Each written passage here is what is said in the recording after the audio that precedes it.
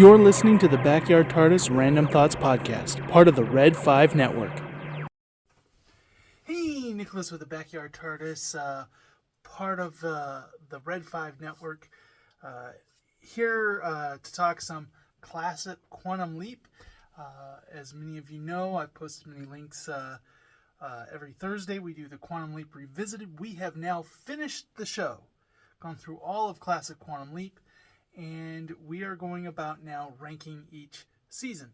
And something, since we started this, that I was originally going to do as we completed each season on there, then I never got around to it, was to do top 10 of the season, like I do with, like I've done with Stargate and some other shows.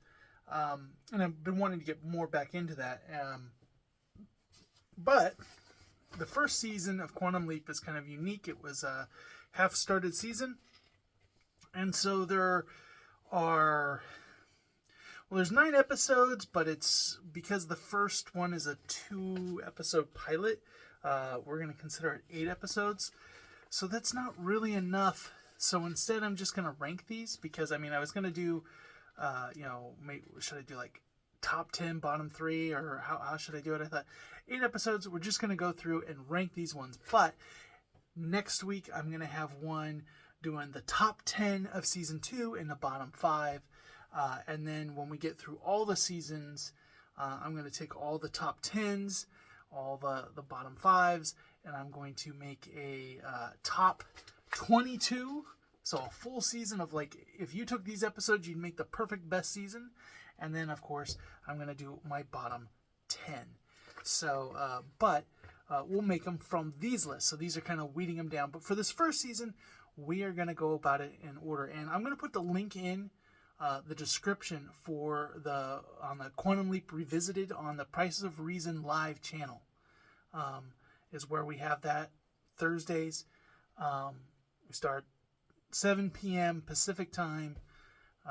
So you can go over there, check that out. Check out season 2 that'll drop later on the day that this drops, but get to see the whole panel's thoughts as we're gonna each season be ranking them. Like I said, I'm not gonna rank the whole seasons going forward, just this first season. So without any further ado, let's leap right into this. I'm gonna start from 8 and work my way up. So my first one, well, I gotta say, if it's not Double Identity, well, if I'm lying, I'm dying. Yes, this episode, I think we had more fun talking about it than I did watching it. Quantum Leap, occasionally, there's a couple of different styles of episodes. We have the really meaningful character episodes that kind of go into Sam and Al's character or how Quantum Leap got started, all that. We have the really impactful social problems, issues, handling that. And then they have what I would say is kind of the just kind of feel good episode of the week.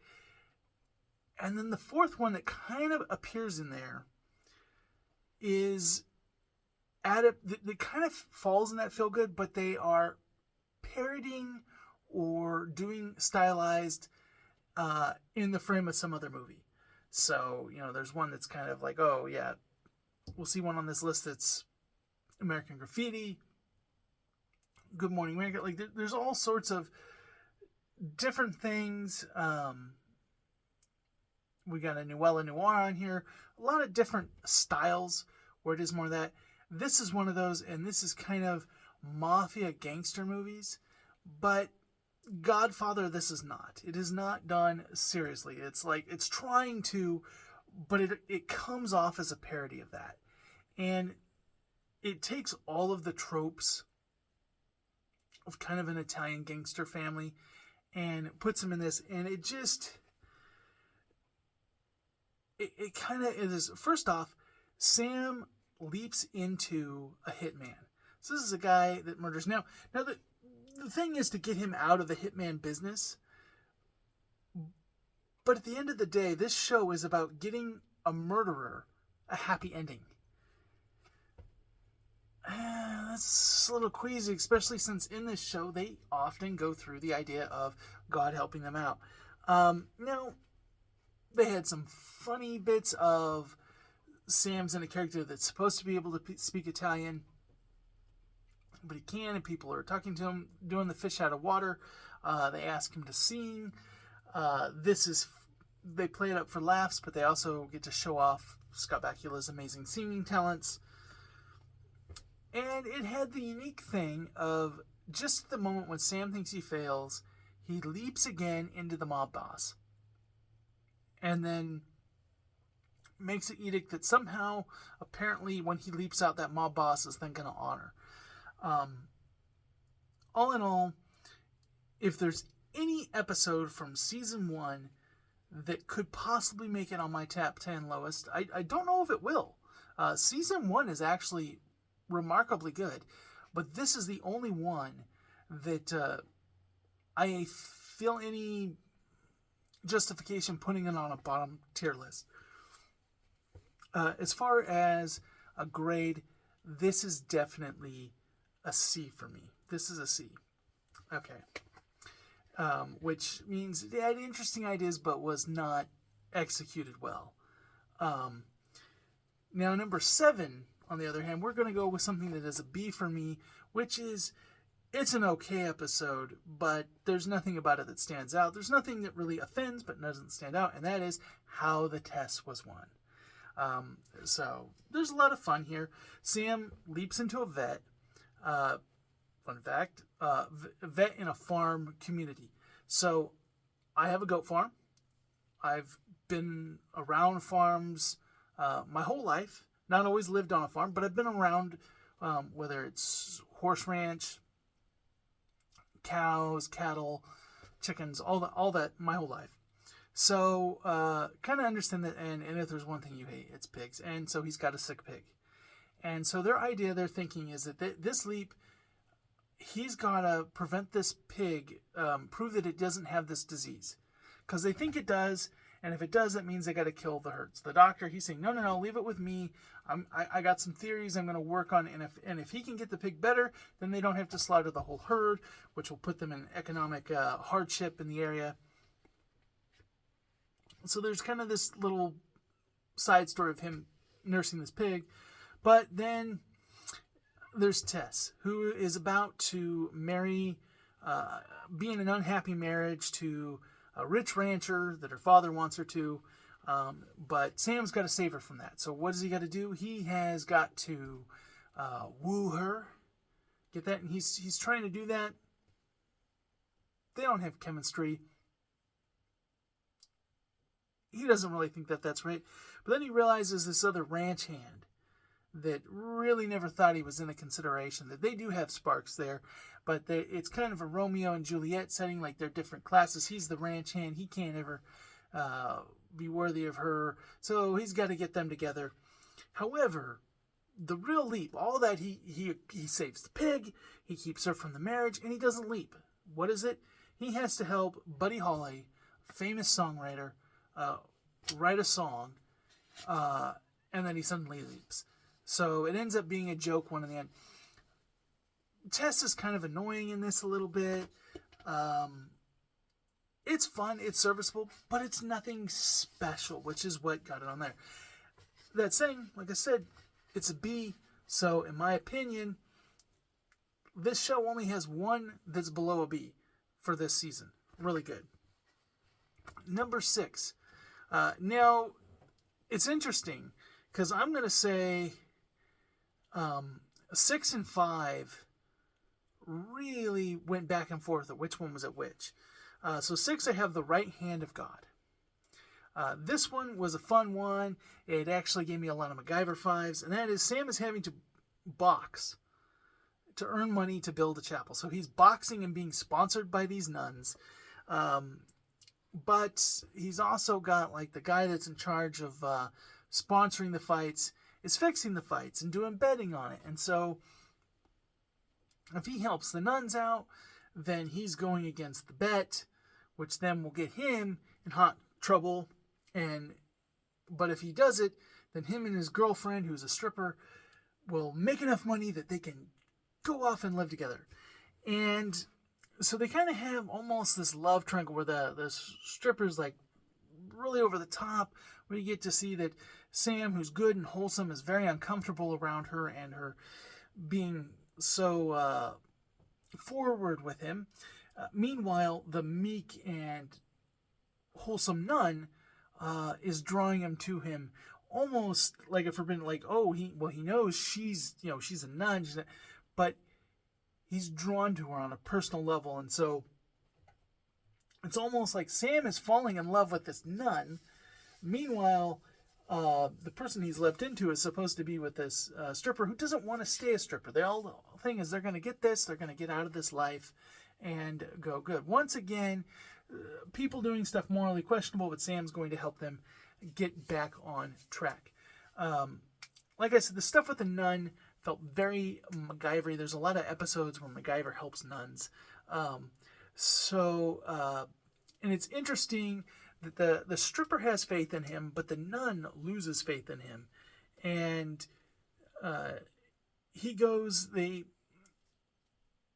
it's a little convoluted how he fixes the fight in that. But this just felt 80s goodness to me, and just the kind of type of story it was. Like I said, I'm a big MacGyver fan. But at the end of the day, the reason why this is 6 and the next one is 5, even though I think this is in some ways has less flaws with it. The high notes aren't as high as my 5th pick, but the low notes are... What I'm going to say is the reason why this didn't make the top 5 is, simply put, at the end of watching this, I am more motivated to go watch MacGyver than I am to watch another Quantum Leap. Because I think that was more what made me love this episode, was just how much it reminded me of a handful of episodes of MacGyver. And I wanted to go watch those episodes after this and not of another Quantum Leap, which makes me think that it's not top 5 worthy. So my number 5 is Star-Crossed. Okay, Star-Crossed. Why is Star-Crossed so amazing? Well, it is Terry Hatcher. Okay, I'm not going to lie. I was a teen when the adventures of Superman and Lois, the new adventures of, or Superman, the new adventures of Lois and Clark, get the title right, came on. Terry Hatcher was probably one of my first crushes. She is brilliant in this. The fact that, and we're going to put up there, spoilers. Spoilers. But we're going to put up there that, Sam's, future wife is Terry Hatcher. And in this, or she's playing the young future wife, but they didn't end up in the original timeline. They didn't get married. Well, why? Because she had commitment issues because of, with men, because of what her dad had done. He had kind of pretty much kicked her out of life because he was a career military man. And he's thinking, if I can get their relationship back together, I can do that. Now, him attempting to do that causes some of the incidents of Watergate to happen. And it's all kind of funny go-round stuff.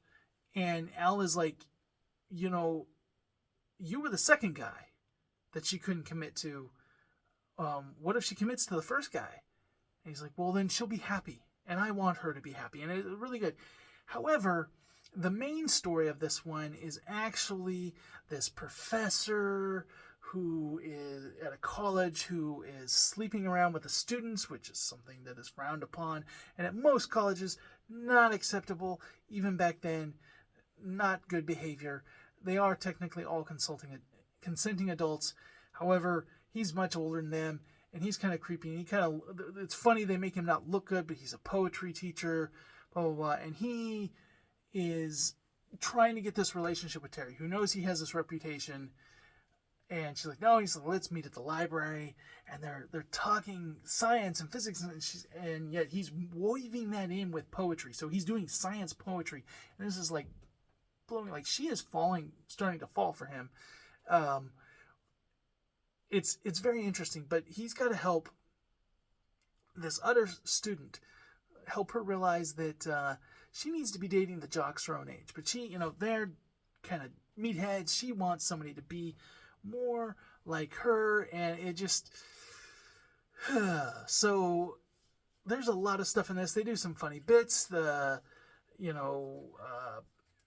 There's, I believe it's this episode where there's the closet that Al's looking through, and he's like, whoa, look at the lingerie in here. Interesting ways to keep it clean but have the joke still there. But I feel like if it was just the plot of the professor and that, it's icky. It's a very icky plot. And I feel like, yeah, it helps this one girl, but this professor's doing this with a lot of girls. So Sam would do the best thing he could is to go confess and get himself fired or put on a list or whatever, But I've noticed in shows like this that when you have a show that has like the episode of the week, but every now and then there's something that services the overarching plot and narrative. When you have an episode that services the overarching plot, getting into, like, in Quantum Leap's Sal and Al's backstory, a lot of times the adventure of the week can be kind of weak because they got to devote much of their screen time to developing the backstory stuff that they're revealing through the leap. And so I feel like Starcrossed is one of these. I think it is a very important episode. Terry Hatcher and Scott Bakula's character interactions, they're brilliant actors. Seeing them work off of each other was great, amazing, was totally invested in that. Just wasn't a fan of the leap. This would probably be in my top 3, if not for just kind of how icky the actual situation with the professor was. So, going on to my number 4. This is going to be Genesis, the pilot. It almost feels like the pilot 2-parter has to be in the top 5 because it's the pilot. It sets everything up, and it does it well. It's not an incompetent episode by any means. It's not stand out with the exception of the fact that it's the pilot. But it does has a couple of different things. And so, just like talking about 5 and 6, not knowing where to put them. Forgot to give rankings. 6, The Right Hand of God, solid B. This is like a B+. Starcrossed, maybe an A-. And Genesis, just an A. And I know when we were doing the thing, we were putting that up at S rank is where we landed when we did it as the group. It's not an S rank episode. It doesn't stand out for me. It is responsible for setting up the show. However, when I initially was doing this list, I was debating whether I wanted to split these 2 episodes up, part 1 and part 2. Any other part 1 and part 2s in this show, I feel are distinctive enough on their own that I will count them as part 1 and part 2. With the exception of, I think, when we get to the Lee Harvey Oswald, I think I'm going to count that as 1. So I felt this one would go as 1. But I also thought about calling it as the leaps, because you have 2 leaps in this episode. And so we'll kind of get into there, because that'll change the rankings if I were to do it by leaps. But he's got to fly this experimental plane. He's going to die in this crash, leaving the wife without a husband, but she's also going to have trouble in childbirth. And there's going to be all these situations that are going to happen if he's not there. Al's been a fighter pilot.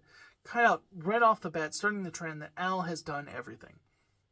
He's going to do that. It's a lot of comedy, as the character he's dropped into is kind of a bit of a screwball, but they're starting to worry that he's making himself look crazy, and he's going to get the thing canceled. We get to find out that Sam himself is kind of a wonder child whose genius, holds many doctorates, including being a medical doctor and learning a lot of languages. The medical doctor one, which comes up multiple times in the show, is the one I call a little stretch.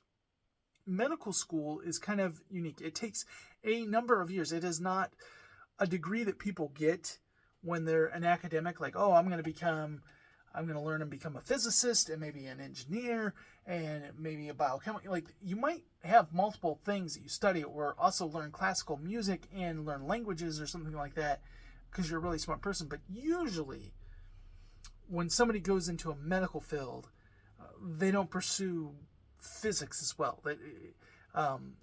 It requires so much more amount of school, expensive school, and then the job itself that comes with that schooling is so time consuming, you don't really have time to do it. So I was going but it comes in handy throughout the show. There's a good reason why Sam needs medical training, because he's many times going to have to administer medical services to save somebody. So it's good to establish it here in the first episode. The second thing is then he leaps into a ball player in about halfway through the second episode. So you got an episode and a half for that leap. And it sets everything up. And it starts out like Sam's in a bed, he's getting shaven, and wait, there's a woman he doesn't know who's there, and there's a different face in the mirror. All of that shock, setting up the premise of the show.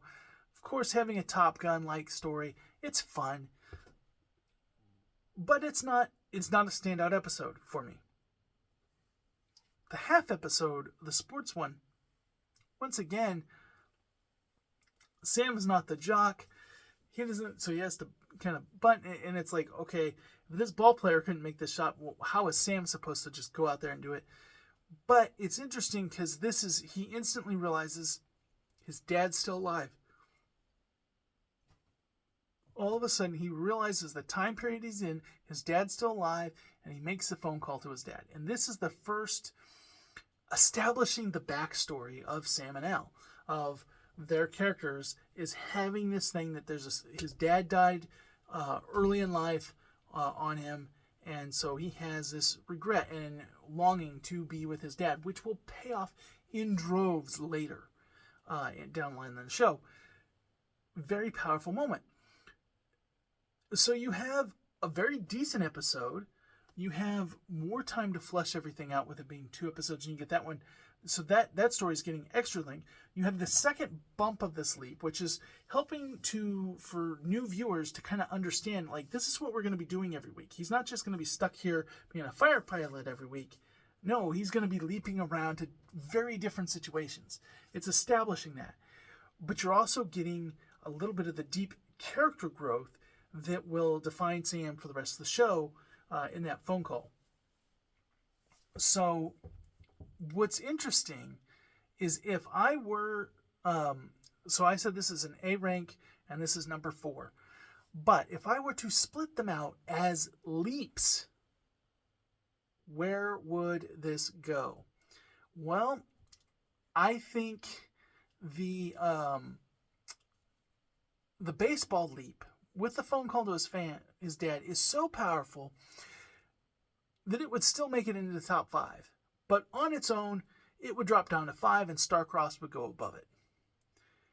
However, the pilot with the fighter thing in that would be sitting right below the Hand of God for me. It's fun. I like that episode a little bit better. But together, they're both good, and together they make an even better episode that marks it up to 4, gives it an A rank. I just feel it has a little bit of an unfair advantage of being a 2-parter, having all of this stuff shoved in it as the pilot. But none of these things to me is special in the way some of the future episodes are going to be special. So going in. All right, now we're down to our top 3. Next up, we have Play It Again, Seymour at my number 3. And this one I am going to give A+. A+, yes. Not S rank, A+. Play It Again, Seymour is a fun one. It is a Humphrey Bogart style, murder mystery set in the early 50s. Just beautiful. Reminds me of something that Picard would be playing on the holodeck. Sam is helped by newsboy Seymour, played by Willie Garson, who's, famous. Like right now I'm doing with my wife a White Collar rewatch. He's amazing in that. SG-1 fame, loved him in that. And then we have the femme fatale Allison, and she is she's a knockout in this. So she's a really interesting love story, and Sam is just enamored with her. But what's funny is that Sam leaps in, he's over the body, and he's like, at first he's worried he killed it, found out, oh no, he didn't kill it. He's so relieved, but he remembers as he's going through this mystery, wait, I've read this in a book. Where does this come? And so Al has to track down the book, but they come to find out that the author left it open-ended. You decide who the murderer was. So that's of no help. So Sam is having so much fun. He loved this book as a kid, and now it becomes serious. He's the killer's after him, shoots at him. Now it becomes reward. He's desperate. Lionel, the building supervisor. Spoilers. But I'm assuming if you're watching this, list that. But Lionel, the building supervisor, has this crazy imaginary relationship where he thinks he's in a relationship with Allison, and he killed his partner Phil out of jealousy. And now that he thinks Sam's getting closer, he's going to kill him out of jealousy, and the same was going to happen to potentially Willie. All of these ones, he's basically murdering men who show interest in her. It's got a good twist, because if you go back and watch it again, you see all the breadcrumbs. You see how everything connects that he could be the killer. However, they do a lot to make you think that these other people, Willie and Allison, could definitely be the killer. And that's a good murder mystery when you go there. And of course, but like the gangster one, this one is kind of a little bit over the top with the stylizing it. I don't think the 50s were that much like the murders. It is an over stylizing of it, but it is fun. It is fun, and it just barely misses it. But it is a great episode. I know why many people would put this at S rank and put it as their number one. I get that, but me having watched the whole series and comparing it to everything, it doesn't quite hit that level to me. It's just a little bit too gimmicky of the time period and the murder mystery of the Humphrey Bogart situation that I don't feel like it's representative of Quantum Leap enough. Okay, my number 2. This is one of my favorite episodes out of those. Kamikaze Kid. Okay, this is giving you America Graffiti and Back to the Future vibes big time. It's in 1961, but has of course, it's still practically like the 50s then. Americana, it feels like Marty going into 1955. But this, once again, also benefits from one of the key things that makes a lot of what'll be in the top 10 is having a big Sam or Al plot growth. And this one talks about how Sam's sister was in a bad marriage with an abusive drunk. And so now he's leapt into somebody who has a sister who's about to get married to somebody who's going to be an abusive drunk. And so she's got to try to stop him, but he's her little nerdy brother. This guy's into street racing. Says, well, I'm going to race him for pinks. And I know that when he loses it, when he goes to pound me, she's going to see the real him. Because he's hitting her, but she waves away. But when she sees him do it to me, it's going to click. I just love the style of this. And it did give a lot of Back to the Future vibes with Nitro. Now, a little backstory on me. I grew up in the Modesto area for my teen years, which was the hometown of George Lucas, which is, while American Graffiti doesn't take place there, that is where George Lucas did his racing that he based that off of. That's where he got in his accident, all that. That still goes on. The guy who was a friend of mine that stood next to me at my graduation died street racing. My brother got in trouble with that stuff. So it's still part of the Modesto scene to this day. But this just very much the 50s vibes, plus that all kind of culminated into something that's really good. I like just the sock hop nature, the going to the diners, the time, plus the kid's super nerdy, and you relate to that too. He's in this world, but he's a nerd in this world. So much amazing. What prevents this from being number one? It's the B plot. Sam finds that his character needs to set up a love and get dating with this girl that has a crush on him, but she's a tomboy, so he's just too dense to notice it, even though he's the nerd that can't get the girl, and he wishes he could get the girl. But Jill gives him a kiss. Now, this actress is clearly not old enough to be kissing Scott Bakula. Maybe she lied about her age, but that felt icky. Because they're so young, and this is in the 50s, like, they could have had her give him a peck on the cheek or something like that, and been kind of like this cutesy, wholesome end of the episode, but no, they kiss in a way that just felt inappropriate. That knocked it down a peg. Still, this is an S. For the same reason that,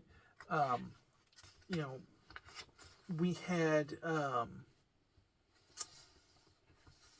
some of these other ones where we're learning about Al, we're learning about Sam, that, whether it be the phone call in Genesis or his wife in Starcrossed, that just, you have that, plus you have the fun vibes. Love this episode.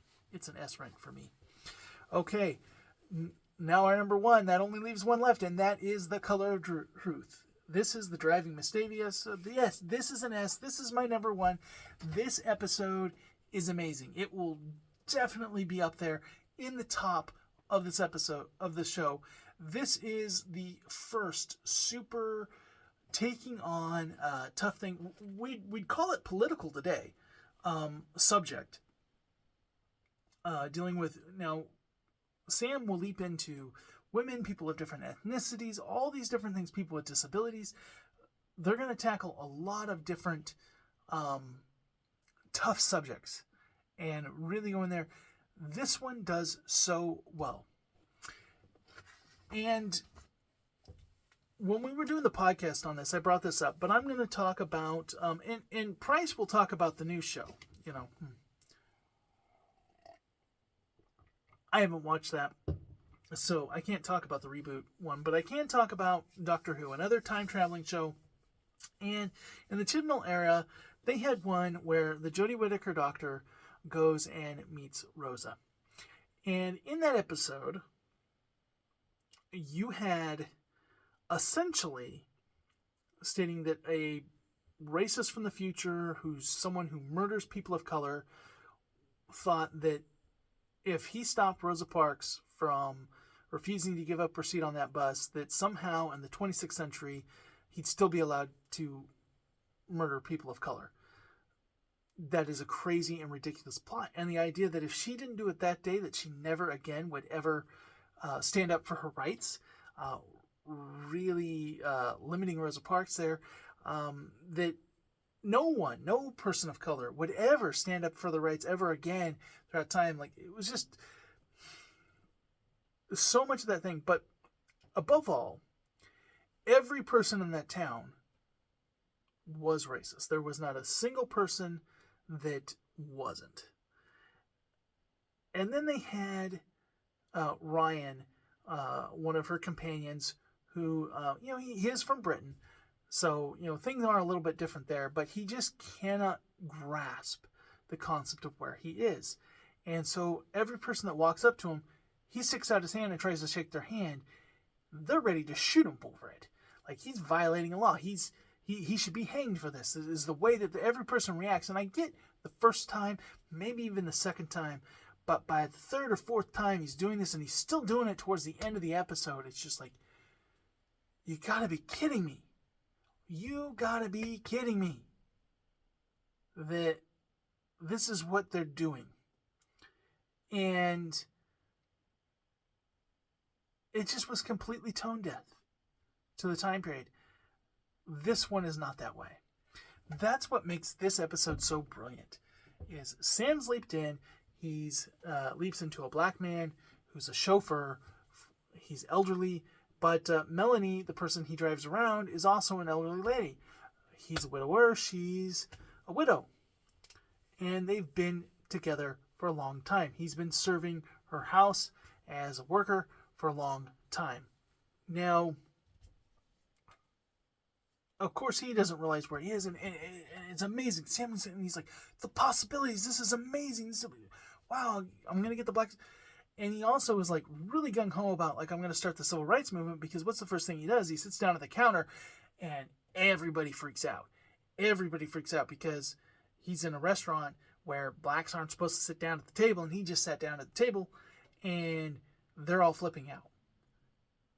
Now, she's willing to forgive him. She's like, oh, you starting to lose it? She's worried and concerned about him. But these are the things, we don't want people to talk. Like, she cares for this person. She doesn't think of him as a lesser person, but he wants to sit down and have coffee with her at the table in her house when they're alone. And she's kind of like, I don't know. This just seems silly. This isn't proper. This is inappropriate. Now, I liken this to their one as I'm a minister, as well as a locksmith and all the other things I am. I'm a minister, and I've known some older women that we're going and we're giving counsel to, and as a minister, you protect yourself. You don't put yourself in situations of temptation. You don't go and shepherd young single women by yourself. You go with another minister. You keep things safe so that you're not making mistakes, so to speak, or becoming inappropriate. But I'm a young guy, and I remember when I first started out as a minister, had to go visit someone who was older, and I'm talking 80s, and I had to drive her somewhere, and she felt it was inappropriate to ride alone in the car with me. And I just kind of thought, like, I'm 18, you're 83, what's going to happen? What do you, it felt silly to me, but for her, from her generation, like, the idea of an unmarried man and woman riding together in a car alone was inappropriate. And so I see this lady from her perspective, like, she's like, she cares for this man. They've been together all these years, but she's like, sit down at the table together and have coffee and crumpets. Like, that's kind of inappropriate. You're this and I'm this, and it would not be looked upon right in society. And what if somebody walked in? But we see her warm up over the episode, but she is genuinely concerned for him.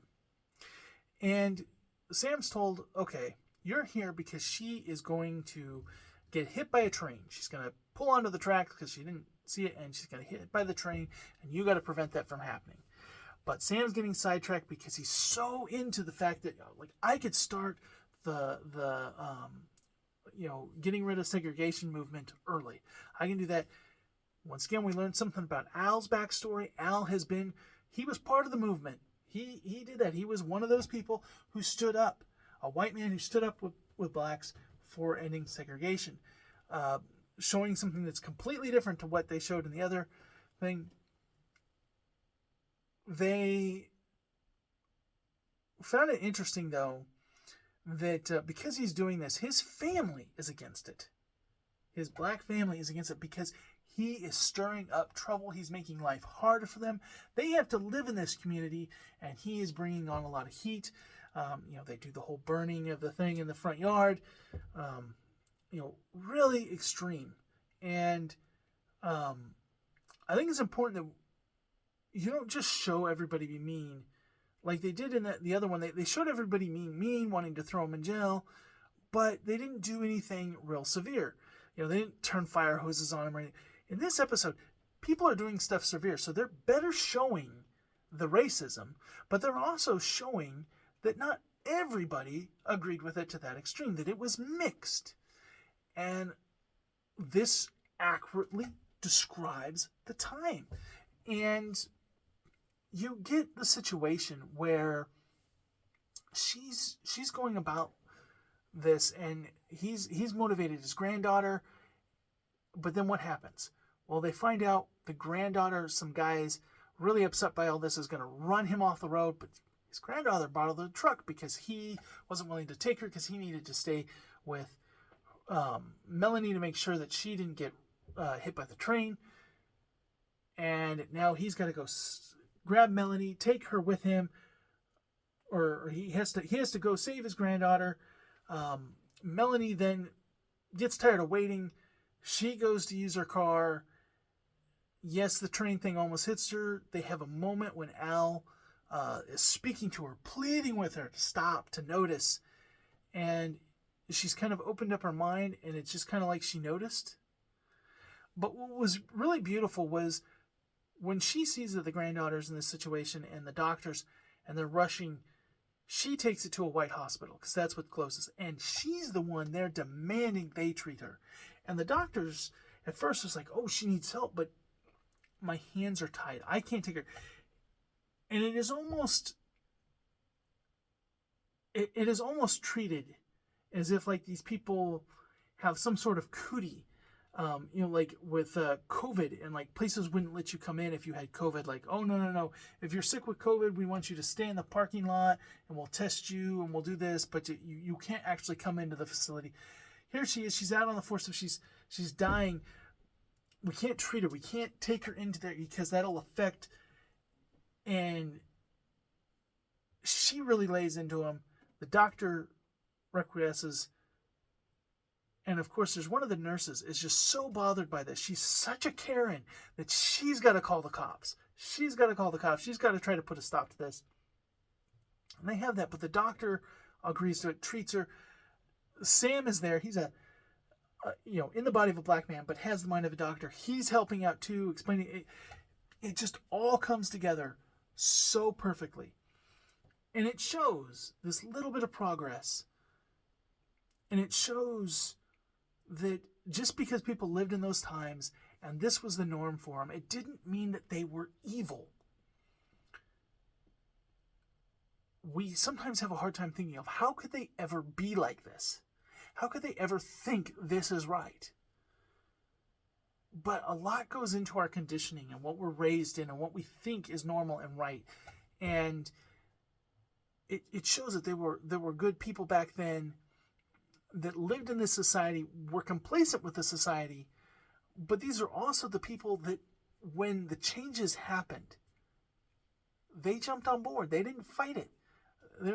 But that also shows that there were people that took this so seriously, that were so upset, that were so just about it, that and also showing from the black perspective of, this wasn't a pleasant thing to fight for these rights, and many people were just, keep your head down, be good, and just really what that society was like. And this just does this so beautifully. It captures that time period in an authentic way. And the biggest sin that any time travel show can have is not showing history authentically to appease them on an audience, because these lessons for the past. So, as a minister, we're told everything written in the Bible is for our instruction. It says there in Timothy. So, all those stories, those are events that happened to people, and they were recorded because we need to learn from them. Some of them good, some of them bad, and how the results turned out for them. Things throughout history, to varying degrees, are also important. We see like what happened with the, over in Germany during World War II and all the camps and different things. We see with racism in this country and other countries, slavery, all that kind of stuff, what happened in history. And it is important that we understand that so that we understand why it's so important not to repeat it. And we're in a period of time where we have, in some ways, more freedoms than ever before, but people almost are trying to go back to that. And I remember there was a movie coming out, and one of the Black Panther movies, and a Gen Z girl on TikTok or Instagram Reel or something like that. It was getting shared on Twitter and everywhere else. But she was like, she said, white people, let just black people go and enjoy this movie by themselves without your presence there. They should be able to go and enjoy this without. I'm like, you're asking for segregation in the movie theater? People from this era fought so hard to get away from that, to be able to go into a movie theater and it just full circle. But they felt that was something people needed to do to show respect was their point. And it just, to me, that is a lack of showing history. So many kids today, they feel that they are super oppressed. But some of that, I think, is because they don't know what it was like. They don't know what that was and what the strides that we've made in society. But the importance of learning from those lessons. And it is important to show history. To learn from it so that you don't repeat that mistake. There is a wisdom. Wisdom comes with age, but if you're young and you listen to the wise, you can gain that wisdom without the heartache. And this episode just displays that in a masterclass way that seems almost impossible for shows to produce today. And that's why it's number one. I went very long-winded on this, but it is a beautiful, beautiful episode. Really moving, really touching. And it is my number one. And I guarantee you it will be in the top 10 when I get to the end of the show. Of course, there's going to be a few ones that really touch me on my nerd side. There's going to be some ones that are all about Sam and Al's backstory that are really going to pump it up there into that top 10. But this episode is so impactful. I already know it's probably going to make it into that top 10 of overall episodes. So this was season 1, Quantum Leap Ranked. Like I said, next week I will be back with season 2. I'll give you the top 10, bottom 5. And we'll get into that. And go check out Price of the Reason Live. Bookmark that Quantum Leap Revisited stream. Rewatch the show. I believe it's back on Roku channel. It's been going on and off. But rewatch the show and listen along with us. And, I think it's truly a wonderful show. And these next couple of Thursdays, we're going to be doing these rankings as a group. So this is just my personal take. But here we have a whole panel. We come around and it's like no one person's vote gets that. It's what the group, and then when we have the tiebreaker, the chat, they're the clear tiebreaker in our voting on that, and really having a lot of fun discussing great sci-fi, because sci-fi today, a lot of it isn't good. But hey, I got a TARDIS in the backyard, so I'm gonna go enjoy the stuff of yesteryear. Hope you will too, and I will catch you in the next video. Greetings, listener. Just a reminder that the podcast you just heard is a proud member of the Red 5 Network family. Red 5 Network offers you a great variety of shows you'll be sure to love. So the next time you're itching for quality content, make sure you head over to Red 5 Network. You'll find this podcast along with a whole lot more. All wings report in. It's the Red 5 Network.